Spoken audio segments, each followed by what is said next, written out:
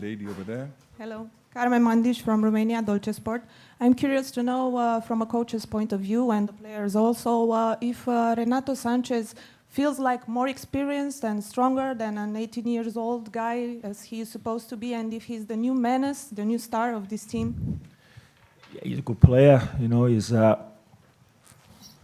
watched him for some years actually. He's playing with Benfica there when he was there with the younger team. So you kind of know these top young players who are coming through, but you never know whether they're actually going to come through or they're going to fall by the wayside. But he's really impressed. He's very young, of course, and inexperienced. But then again, he played in the Champions League last year with Benfica in some big games. So he's not just a talented boy. He's got a big heart for the occasion, and that's important. Okay, the gentleman just in front here.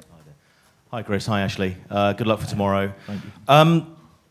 Chris, have you decided how you're going to replace Aaron Ramsey and Ben Davies yet? And when was the decision made? And actually, one to you on this one as well is just how easy has it been to do the drills this week in training, knowing that two players that possibly would be there are no longer there? No, it's been fine. I think, as we've said all along, the strength is in the squad and not just the team. You know, the 23 men that are there. So whoever the gaffer picks will come in and do the job. We're disappointed for Ben and Aaron. Obviously, I think they've had an unbelievable tournament, but it gives an opportunity to two other guys to come in and experience the Euros. And as I've got no doubts that they'll come in and fill the slots, as good as the boys that have just gone out. Yeah, that's as a manager, as a coach, you're going to be faced with that sooner or later. You have to change the team because of a suspension or an injury, and that's why it's about the squad and not the team. Look, Aaron Ramsey's performances in this tournament is incredible. You know, he's definitely one of the best players at the tournament. I'm not being biased in my opinion there, but he is. Ben Davies, young defender. Playing slightly out of position. He normally left back at Swansea and Tottenham. Plays slightly differently for us, left side of a three centre halves, but he's grown in stature, and he's been absolutely fantastic. So, but the boys, whoever they are, to come in, I have no worry about them whatsoever at all. Like Ash says, they know the drill, they know their jobs, know what's required, and they've just got to have the same attitude as everybody else, because, like I say, the same. There's no guarantees. They've just got to go and enjoy it. Get on the pitch. Let's see how they fare with the opposition. I've got every confidence in them, all of them. So they've got to go and enjoy the occasion. Chris here, Martin Einstein from ESPN. You were saying that before the tournament starts, that you were not coming on vacation to the tournament because there were people that didn't believe in your job and the group. How did you feel back then with all these comments, and how did you use this to gain strength for the tournament? You can imagine, can't you, with international football at a tournament, there's a million different opinions on this, that and the other. And once you start worrying about what's being said, what people's opinion is of you as an individual or of your team or as us collectively, once you start worrying about that, you quickly lose focus. So whether people are saying good things or bad things, it's all only ever been about us, what we think of ourselves, what we think of each other. We believe in each other. So we'll go into this game as the underdogs. We know that. Portugal have been in 7 semi-finals in big tournaments. They know what this is all about. This is our first one. We'll be the underdogs. No problem. Not a problem. It doesn't matter who we play against. It's all about ourselves. It's about Wales. It's about the players. It's about them walking onto the pitch, knowing that they're safe in each other's hands, and they are. They trust each other, and they should trust each other because they're all good players. So we've never really taken notice of anything that's said outside our group. It's all only about us, what our core values are, what we believe in, and then it's taking that identity onto the pitch. And again, you're not guaranteed anything. You're not guaranteed a happy result. All you are guaranteed is a bit of peace of mind, knowing that You know, you offered what you could offer, and that's it, and that's all we asked for. Okay, we got the last few questions. The gentleman here on the right. Afternoon, Chris. Afternoon, Chris. James Nussey from the Daily Mirror.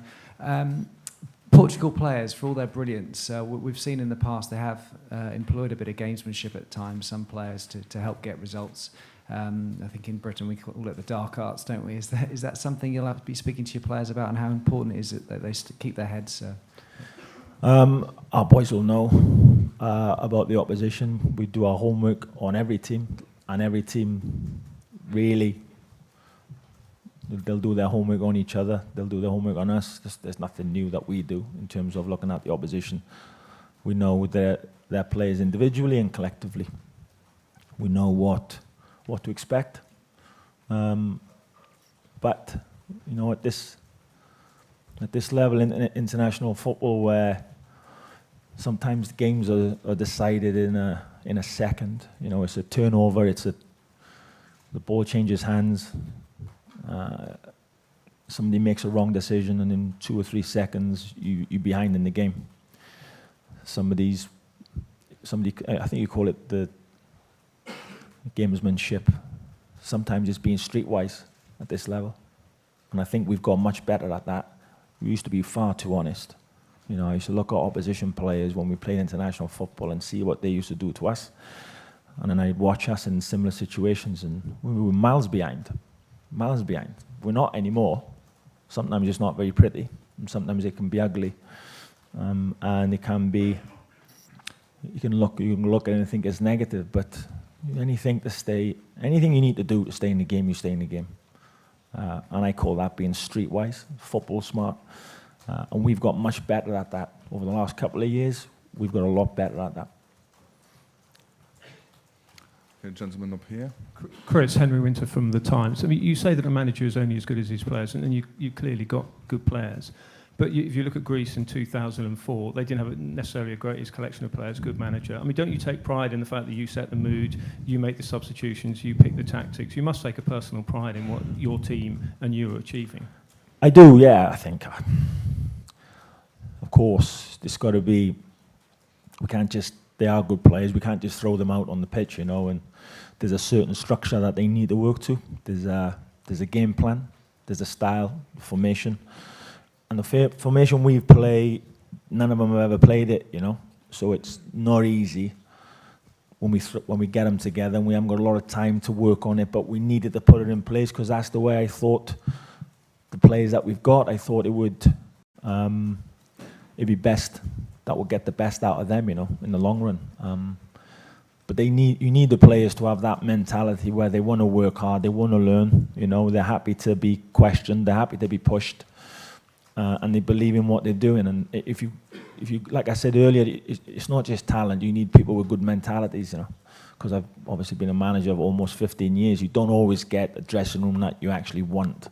There's 1 or 2 characters that you wish you didn't have. I can't say that about this group. I've said that all along. They're a good bunch because they wanna get better. And you know that comes from. We've talked about Gareth Bale. When you've got someone like that who behaves like he does, that rubs off, you know. If you've got leaders, we speak about Ash, who's a great leader, and he's our captain. And Ash knows there's a dressing room full of good people. They're good people at the end of the day. They're human beings, and they're good ones because they like doing what they're doing. They want to learn and they want to push themselves. So then, whatever my tactics are or my formation is, it makes it easier for me and Osh and the coaches and the staff to work with them. Because you don't get too much, they don't push back so much, you know. They welcome it and they enjoy it. Listen, you've got to get the results with it, because if they can see that they're improving as a team, then you know they're going to go with you. So, and thankfully, it's come hand in hand. Okay, gentleman in the green t-shirt. Okay. Otávio Lopes, Correio da Manhã, Portugal. Duas questões. Uma, se a chave do jogo vai ser parar Cristiano Ronaldo. Outra questão, se Bale já lhe transmitiu todas as informações possíveis sobre Cristiano Ronaldo.